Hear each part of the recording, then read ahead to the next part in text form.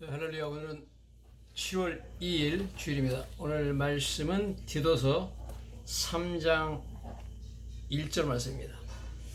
오늘 말씀 제목은 통치자들이라는 제목이고요. 말씀의 1절 한번 읽어보면 디도서 3장 1절인데요. 너는 그들로 하여금 통치자들과 권세 잡은 자들에게 복종하며 순종하며 모든 선한 일을 행하기를 준비하게 하며, 그래서 통치자와 권세 잡은 자들에게 복종하고 순종하라, 그런 말씀을 하고 있습니다. 우리가 알다시피 이 당시에 로마의 통치자, 사도 바울이 편지를 쓸 때 로마의 통치자는 네로 황제였습니다. 네로 황제는 폭군이었죠. 로마의 화재를 자기가 일으키고 나서 크리스찬들이 화재를 일으켰다고 그래가지고 수많은 크리스찬들을 죽였던 그런 폭군이었습니다. 그래서 사도 바울과 베드로도 순교를 하게 되는 것을 우리가 알게 됩니다. 이런 악한 왕 폭군 시대에 사도 바울은 로마의 통치를 받고 있는 그레데 사람들에게 너는 그들로 하여금 통치자들과 권세 잡은 자들에게 복종하게 하라, 그러한 명령을 내리는 것을 우리가 보게 됩니다. 똑같은 내용으로 로마서 13장 1절에는 각 사람은 위에 있는 권세들에게 복종하라, 권세는 하나님으로부터 나지 않음이 없나니 모든 권세는 다 하나님께서 정하신 바라, 이렇게 말하고 있습니다. 참 놀라운 표현을 하고 있습니다. 뭐라고 나오냐면 authorities that exist, 모든 권세, 존재하는 모든 권세는 have been established by God, 하나님에 의해서 세워진 것이고 하나님이 다 정하셨다는 거죠. 그래서 하나님 통하지 않고서는 어떤 권세도 존재하지 않는다, 그런 말씀을 하고 있습니다. 그렇다면 북한도, 러시아도, 우크라이나도, 중국도 모두 다 그 통치자를 세우신 것은 하나님이 세우셨다, 그렇게 말씀을 하고 있는 것이죠. 현재나 과거에도 통치자들, 그들이 좋은 통치자건 악한 통치자건 막론하고 모두 다 그들은 하나님이 세우셨다. 각 사람은 그러므로 위에 있는 권세들에게 복종하라. 권세는 하나님으로부터 나지 않음이 없나니 모든 권세는, 통치자들은 하나님으로부터 났다. 그들에게 주어진 권세, 그런 통치의 그런 권한도 하나님이 주셨고 모든 권세는 하나님이 정하셨다, 그렇게 말씀을 하고 있습니다. 자, 우리가 성경을 보면 이렇게 하나님께서 그 당시는 예수님께서 사시는 당시는 로마가 이스라엘을 통치하고 있던 그런 시대였습니다. 자, 이런 시대에 이스라엘에는 로마의 통치에 반대해서 세금을 내지 않는 납세 거부 운동이 벌어지고 있습니다. 자, 이때 이제 사람들이 예수님을 함정에 빠뜨리고자 사람들을 보내서 질문하게 하죠. 바리새인과 헤롯 당원 사람들이 사람을 보냈다. 그래가지고 예수님, 가이사 즉 로마 황제에게 세금을 바치는 것이 옳으니까 옳지 아니하나이까, 우리가 세금을 바치리까 말리까, 그렇게 물어봤습니다. 그래서 예수님께서 데나리온 하나, 즉 로마의 동전을 가져오라고 그러면서 이 형상과 이 글이 누구 것이냐, 여기 동전에 쓰여있는 형상과 글이 누구 것이냐, 가이사 것입니다. 로마 황제 것입니다. 그러니까 가이사의 것은 가이사에게로, 하나님의 것은 하나님에게 바치라, 이렇게 말씀하는 것을 우리가 보게 됩니다. 그래서 사람들이 매우 놀랐다, 그런 내용이 마태복음 22장 15절부터 22절에 나오고 있습니다.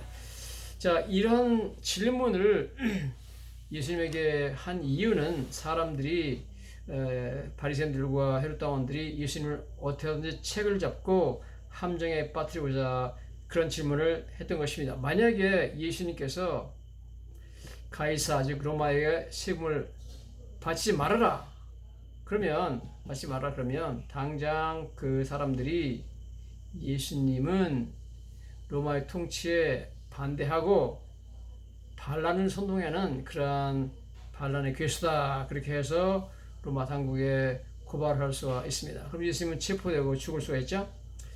혹은 예수님께서 로마에 세금을 바쳐라, 그렇게 얘기하면 저 봐라, 어떻게 메시아가 저런 소리를 할 수 있느냐, 저 사람은 메시아가 아니다, 그렇게 말할 수 있습니다. 왜냐하면 그 당시 사람들은 메시아가 오면 메시아는 뭐 할 사람이냐 하면 우리를 로마의 통치로부터 해방시켜 줘서 다윗과 솔로몬 때 영광을 회복시킬 사람이다 그렇게 생각을 했습니다.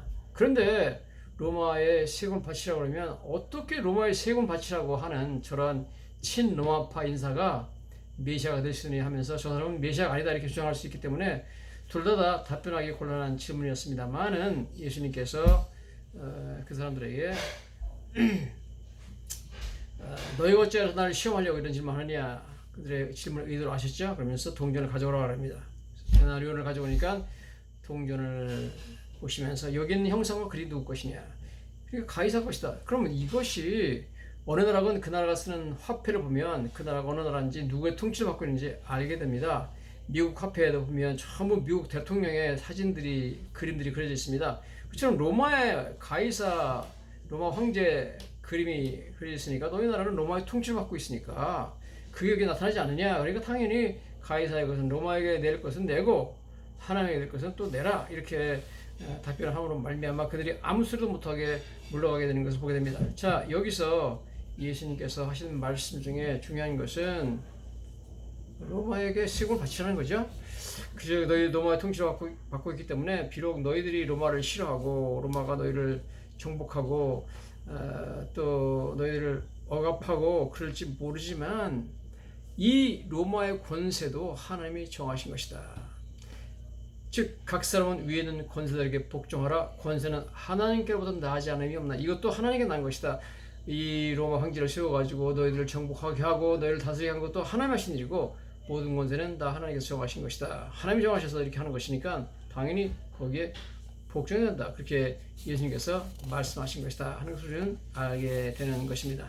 자, 그래서 우리가 알다시피 성경에 보면 마태복음 28장 18절에 예수님께서 나와 말씀하시되 하늘과 땅의 모든 권세를 내게 주셨으니 all authorities, all authorities, heaven and the earth is given to me. 나한테 주어졌다. 그러니까 이 모든 권세가 통치권이 나한테 주어졌다는 것은 세상에는 모든 정부들의 모든 권한이 다 예수님께 주어졌기 때문에 하늘과 땅의 모든 권세를 내게 주었다 했기 때문에 그 말씀은 세상에는 모든 통치자는 다 예수님의 통치를 받고 있다 하는 말씀입니다. 그래서 성경은 예수님을 만왕의 왕 만주의 주라고 말씀하고 있죠. King of Kings and Lord of Lords라고 말하고 있습니다. 즉 요한계시록 19장 16절과 17장 14절에 가보면 그것과 다리에 이름을 쓴 것이 있으니 만왕의 왕이여 만주의 주라 그랬습니다. King of Kings, Lord of Lords. 즉 예수님은 지상에는 모든 왕들의 왕입니다. 지상에는 모든 왕을 통치하시는 분이 예수님인 줄로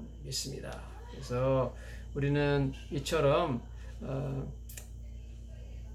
세상의 모든 통치자들을 예수님이 세우셨다. 예수님이 통치하시는 겁니다. 세우시고 예수님이 지금도 다스리고 계신다는 것을 우리는 알아야 되겠습니다. 그래서 혹시 세상의 악한 지도자들도 하나님이 세우신 것이 당연합니다. 악한 지도자도 하나님이 세우셨습니다. 왜냐하면 모든 권세는 하나님께서 정하셨다고 나오고 모든 권세는 하나님이 세우셨다고 말씀하기 때문에 그렇습니다. 자, 즉 모든 권세는 하나님께로부터 나지 않음이 없다 그랬거든요. 그래서 모든 악한 사람들이 통치하는 나라의 그 통치자도 하나님께서 세우신 사람입니다. 성경에 보면 구약 성경에 아주 악한 왕 여로보암 왕이죠. 자, 솔로몬이 죽고 나서 솔로몬의 아들 르호보암이 이제 왕이 됐는데 그가 백성들이 다가와가지고 그에게 욕을 하죠.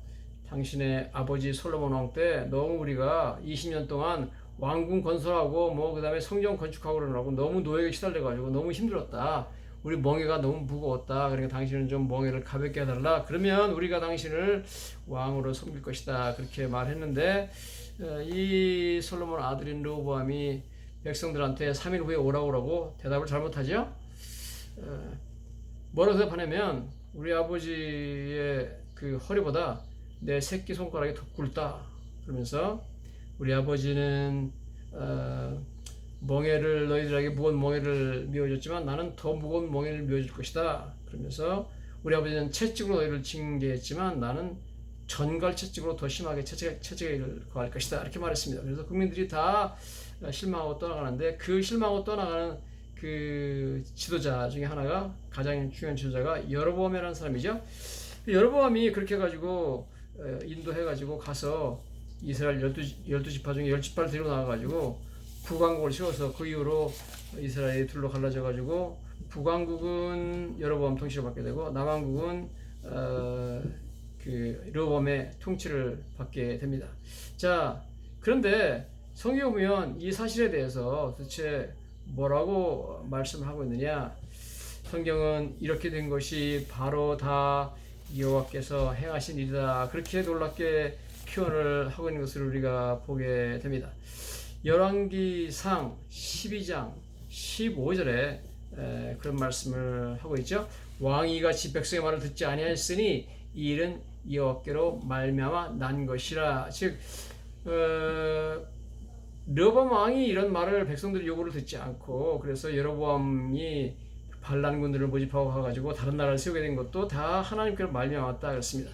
자, 이 여로보암 왕은 아주 악한 왕이었죠. 그래서 정권을 잡자마자 그 단과 베들의 우상을, 금송아지 우상을 세우고 백성들 하여금 예루살렘 성전에 가지 말고 여기서 이 우상을 섬기라 그러면서 이 금송아지가 너희 조상들을 애굽에서 인도해낸 신이다, 그런 말도 안 되는 주장을 해서 백성들 하여금 우상숭배에 빠지게 하고 국가를 멸망시키게 만들었던 장본인 악한 왕 여로보암입니다. 그러나 성경은 그 여로보암도 하나님 세우셨다고 말씀하고 있습니다. 이렇게 된 것은 여호와께로 말미암았다, 그렇게 말하고 있습니다. 야, 놀라운 표현을 하고 있습니다. 여러분, 하나님께서 지금 세계적으로 가장 주목받고 있는 악한 지도자들, 푸틴, 시진핑, 김정은 다 하나님이 세우신 줄로 믿습니다.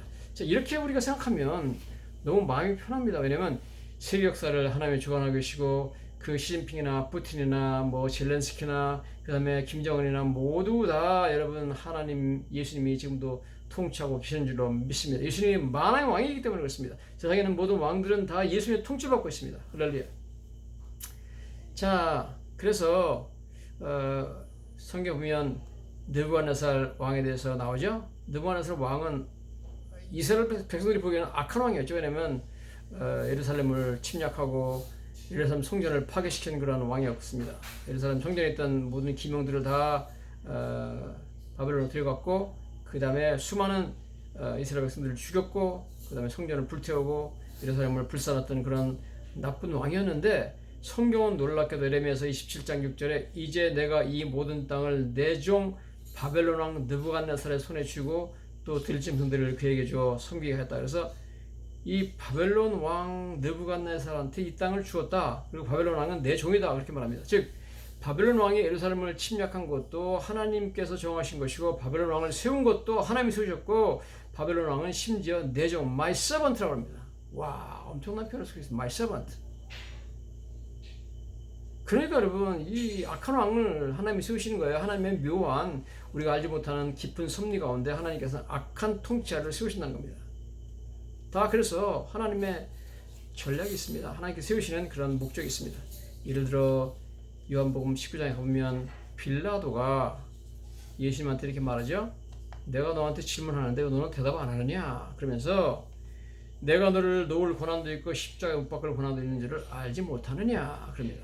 예수님께서 뭐라 하냐면, 예수님께서 대답하시되 위에서 주지 아니하셨더라면 나를 해할 고난이 없었으리니 그러므로 나를 내게 넘겨준 자의 죄는 더 크다. 즉 예수님 말씀은 네가 총독이 돼가지고 지금 유다 지역을 다스리는 빌라도라는 총독이 되어가지고 다스리며 나를 놓을 고난도 있고 십자가에 못 박을 고난도 지금 갖고 있는데, 그 고난도 위에서 주지 않았다면 너는 못 갖는다. 즉 하나님 주신 것이다. 즉 내가 나를 십자가에 못 박으라고 조금 있으면 명령을 할 텐데, 그 명령할 수 있는 권한, 지금 내가 로마의 총독이 되어가지고 그런 권한을 갖게 된 것도, 권한도 하나님이 주셨다, 이렇게 말하고 있어요. 예수님께서. 즉 악한 빌라도, 예수님을 죽인 악한 빌라도의 권한도 하나님이 주셨습니다. 그래서 하나님의 계획을 이루게 하시는 거예요. 그래서 예수님을 십자가에 못 박으라고 명령을 하게 되고, 예수님을 십자가에 못 박히게 되고, 그래서 그 십자가에서 피 흘리시고 말미암아 그 보혈의 공로로 우리를 구원하게 되는 것을 우리는 보게 됩니다. 그러므로 여러분, 세상의 모든 권세자들의 주시는 권세는 하나님이 직접 주시는 것이고, 왕들은 하나님이 정하시고, 세상의 모든 권세는 여러분 하나님이 주관하시는 줄로 믿습니다. 여러분, 그들은 걱정할 게 없어요. 여러분, 하나님께서 하십니다. 우리나라에서 참 윤석열 대통령이 0.7% 차로 해가지고 이재명과 싸워가지고 대선에 승리했는데, 이거 하나님이 하시는 일입니다. 너무너무 감사한 일이죠. 왕을 세우시고 폐하시는 모든 일은 하나님 하시는 줄로 믿습니다.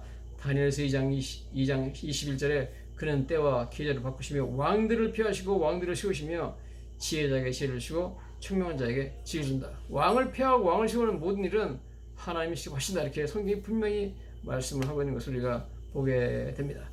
자, 이렇게 여러분 우리가 하나님께서 세상을 다스리시고 또 만국을 직접 통치한다는 걸 알 때 우리는 걱정할 필요가 하나도 없는 줄로 믿습니다. 예를 들어서 에집트에서 이스라엘 백성들이 출애굽할 때 바로 왕이 너무너무 고집을 피워가지고 결국 그 이스라엘 백성들을 쫓아가죠.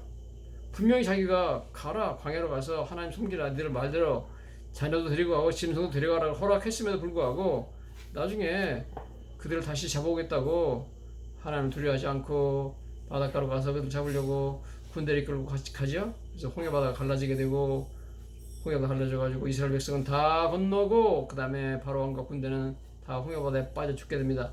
이를 통해서 정말 하나님께서 엄청난 영광을 받으셨고 하나님의 능력을 보게 됩니다. 그래서 성경이 이렇게 말하죠. 로마서 9장 17절입니다.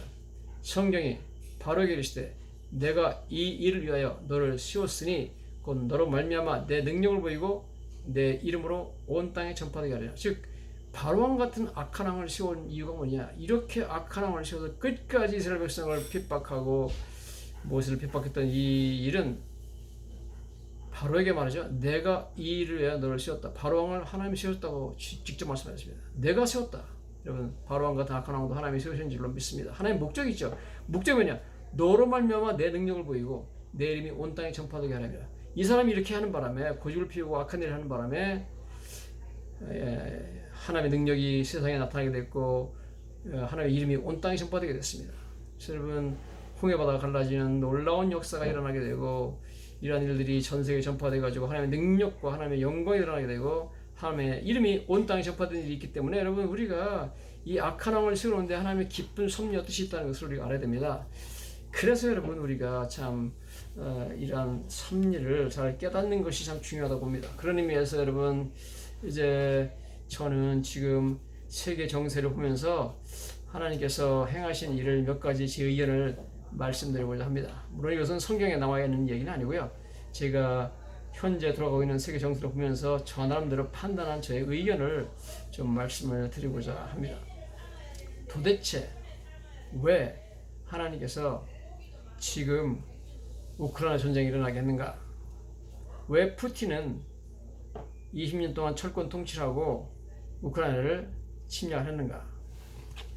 여러분 왜 하나님께서는 푸틴이라는 지도자를 세워놨는가?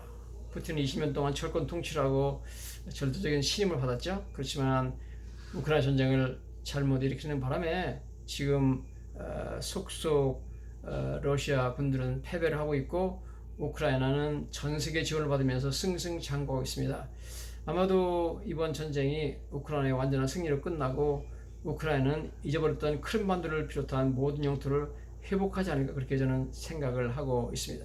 그렇게 되면 푸틴은 당연히 쫓겨나겠고 뭐 죽게 될지도 모르겠습니다. 그러나 그것은 끝나는 것이 아니라 아마도 제 생각입니다만 이 전쟁 때문에 러시아가 한 번 더 분열을 겪지 않을까. 그래서 러시아가 여러 나라로 나눠지지 않을까 그런 생각을 하고 있습니다. 왜냐하면 소련이라는 연방제가 결국은 뭐 붕괴됐잖아요. 후르시초프 무슨 옐친 이렇게 나오다가 결국은 붕괴돼 버렸는데 그래서 많은 나라들이 떨어져 나갔잖아요. 그래서 소련 연방에 있던 수많은 나라들이 독립을 하게 됩니다. 그런데 이번 전쟁 때문에 러시아가 패전하게 되고 나서 푸틴이 물러나면 그것을 끝나는 것이 아니라 지금 러시아 내에 있던 러시아가 여러 연방이 있죠. 연방들 족속들이 많이 떨어져 나가가지고 여러 나라로 분열되지 않을까 그런 생각을 제가 해봅니다. 만약 그렇게 된다면 푸틴이 전쟁을 일으킨 것은 푸틴이 이렇게 무모한 전쟁을 일으켜가지고 예상외로 세계 제2의 군사 강국이라 했던 나라가 지금 완전히 우크라이나 때문에 쩔쩔매고 있는 이런 상황들은 하나님께서 악한 정권 러시아를 무너뜨리고 그걸 분열시켜가지고 진정한 세계적인 평화를 이루기 위해서 하나님께 사시는 일이다. 저는 그렇게 생각을 합니다. 만약 그렇게 된다면. 두 번째로 저희들이 중국에 대해서 한번 생각을 해보자고 합니다. 중국 시진핑이라는 사람이 왜 무리하게 그동안의 전통을 깨고 혼자 지금 3연임을 하고 있고 모택동처럼 장기 집권하려고 그렇게 획책을 하고 있느냐. 그런 가운데 지금 이 사람이 다시 무슨 공동 부유론이라든가 1대1로 정책이라든가 이러한 정책이 다 지금 실패로 돌아가고 있죠. 그래서 중국 경제가 지금 완전히 침체하고 있고 중국이란 나라가 굉장히 지금 쇠퇴와 쇠망의 길로 접어들고 있습니다. 그런데 중국 이런 위기를 탈출하려면 중국 시진핑으로서는 딱 한 가지 할 수 있는 일이 있습니다. 대만 침공이죠. 대만을 침공해가지고 만약 대만을 병합해버린다면 중국 역사상 가장 위대한 지도자가 될 것입니다. 그 야망이 있죠. 그러나 다시 한편으로 보면 이 사람이 대만을 침공하면 물론 세계전쟁이 일어나겠고 당장 미국이 개입하고 일본이 개입하고 하겠습니다만 그것을 끝나는 것이 아니라 국토 분쟁을 겪고 있는 인도가 밀고 올라올 가능성이 많고요. 베트남도 중국과 국토 분쟁이 있기 때문에 밀고 올라올 가능성이 많이 있습니다. 강력하죠. 베트남도 굉장히 강한 나라고 군사적으로 인도도 굉장히 강력한 나라입니다. 이 나라들이 쳐들어오면 감당하기 힘들죠. 미국하고 싸워야지, 일본하고 싸워야지. 한국도 당연히 개입해가지고 싸움에 말려들 수밖에 없습니다. 왜냐하면 미군 기지가 한국에 있고 또 대만 전쟁이 일어나면 한국에서 있는 미군 기지에서 출동을 해가지고 공군부터 비행기부터 출동해가지고 중국을 때려가기 때문에 중국이 미군 기지를 미사일을 쏴가지고 폭격하지 않을 수가 없습니다. 그렇게 되면 한국은 자동적으로 전쟁에 개입하게 되게 되었습니다. 그렇게 되면 결국은 희생이 많겠지만 그러나 중국이 이길 수는 없습니다. 그러면 중국이 패배하게 되고 그러면 시진핑 정권은 당연히 무너지게 되고 그것으로 끝나는 것이 아니라 이 전쟁을 일으키면 중국이 분열되지 않을까 그렇게 혼자 생각을 하고 있습니다. 자, 중국은 어떻게 분열되느냐? 실제 중국은 지금 신장 위구르 지역이 지금 독립운동 계속 하고 있기 때문에 중국이 약해지면 당연히 국제사회가 위구르를 독립시킬 것으로 생각이 돼요. 그다음에 티베트는 지금 이거는 중국이 이렇게 억압적으로 통치하면 안 되죠. 티베트도 이번에 만약에 중국이 약해지면 독립을 하게 될 것으로 보입니다. 만약 티베트와 신장 위구르가 독립을 하게 되면 그것만으로 중국 영토의 3분의 1이 없어져 버립니다. 그 다음에 지금 중국이 내몽고를 억지로 중국에 편입시켜가지고 탄압을 하고 있습니다. 그래서 중국이 약해지면 당연히 내몽고와 지금 외몽고가 합쳐가지고 큰 몽고를 이루게 되면 몽고 쪽에 하나 큰 나라가 또 탄생하게 되죠. 그러면서 만주 쪽으로 북한과 접경하고 있는 만주 쪽으로 해서 그 지역 연변이라든가 거기 있는 하얼빈이라든가 이런 지역들이 만주국이 원래 만주국이잖아요. 만주국으로 독립하지 않을까 그런 생각도 합니다. 만약 그렇게 돼가지고 그렇게 된다면 시진핑 때문에 이 악한 지도자 시진핑 때문에 결국은 중국이 멸망하게 되고 분할되게 되고 그리고 중국은 약한 나라로 소련처럼 붕괴되지 않을까 그런 생각을 하게 됩니다. 저의 의견이고요. 어쨌든 이러한 상황에서 제가 볼 때 왜 하나님께서 악한 지도를 세웠느냐 충분히 답변이 되죠. 왜냐하면 하나님이 하실 계획이 있고 하나님의 전략이 있는 줄로 믿습니다. 왜 하나님께서는 김정은 같은 그런 악한 통치자를 세웠느냐 그것도 하나님의 놀라우신 섭리가 있는 줄로 믿습니다. 모든 권세는 하나님이 세우셨습니다. 거기는 하나님의 놀라운 전략과 비밀이 숨어있는 줄로 믿습니다. 김정은은 지금 1990년대 초에 고난 행군과는 비교할 수 없는 더 심한 어마어마한 그 아사자가 북한에서 발생하고 있고 그 다음에 지금 자기도 건강이 나빠가지고 언제 죽을지 모르니까 10살인가 밖에 안 되는 딸을 끌고 나와가지고 후계자로 세우려고 노력을 하는데 그게 그렇게 되겠습니까? 자기가 죽으면은 10살짜리 여자애가 어떻게 10살인가 12살인가 어떻게 북한을 통치해? 이건 제가 보기에는 불가능하다고 보고요. 그럴 경우에는 북한 자체도 스스로 붕괴될 수밖에 없다. 저는 그렇게 생각합니다. 그래서 김정은을 세운 이유도 있어요. 하나님께서 그런 사람을 세워가지고 아주 악랄한 통치를 하잖아요. 자기 고모부를 죽이고 뭐 자기 친형님도 죽이고 막 미사일 이번에 뭐 정찰 위성 발사했는데 실패했다 그래가지고 뭐 과학자들 총살시키기로 따르는데 이렇게 민심이 완전히 이반하게 만들고 북한이 이렇게 굶주리게 만들어가지고 멸망 직전에 가 있는데 이게 김정은이다 한 거잖아요. 그렇기 때문에 그런 김정은을 하나님께서 세우신 이유가 있다는 겁니다. 하나님께서 모든 왕들을 세우시고 모든 권세는 하나님이 정하셨다. 그래서 하나님이 정하셨습니다, 여러분. 그래서 그런 식으로 북한이 스스로 무너지면서 남북 통일이 되지 않을까 그런 생각이 하게 됩니다. 자, 이렇게 북한에 지금 한류가 퍼져가지고 젊은 애들이 전부 뭐 한국 드라마와 한국 노래에 빠져 있다는 거 아닙니까? 아무리 단속하려고 해도 안 돼요. 그래서 사실상 정치적으로는 어떻게 되는지 모르지만 사실 문화적으로 이미 남북한이 어떤 의미에서 통일이 되지 않았나 그렇게 생각이 됩니다. 그렇다면 제 생각입니다만 그렇다면 그런 식으로 하나님께서는 김정은 통치 시대에 벌써 남북 통일을 준비하고 계신 게 아닌가. 또 윤석열 정부가 들어와서 이제 뭐 한미 동맹이 강화되고 한미 군사훈련이 강화되면서 또 강력한 대북 정책을 사용하잖아요. 그래서 이런 그 기조를 볼 때 제 소원입니다만 제 소견입니다만은 윤석열 정부 시대에 북한이 멸망하고 남북 통일이 됐으면 얼마나 좋을까 그런 생각을 하고 있습니다. 어쨌든 간에 제가 드리고자 하는 말씀 뭐 제 의견이 중요한 것이 아니라 지금 하나님께서 모든 권세는 세우셨다. 세계는 예수님이 통치하신다. 그런 걸 걱정할 게 없어요, 여러분. 우리는 하나님께 열심히 기도하고 주님께 나아가면 하나님이 그의 위대하신 원대하신 뜻에 따라서 세계를 통치할 줄 믿습니다. 그런 걱정할 게 하나도 없고 우리 주님이 다스리십니다. 주님은 만왕의 왕이요 만주의 주여 그는 통치하십니다. Our God reigns. 우리 하나님이 통치하십니다. 할렐루야. 감사합니다.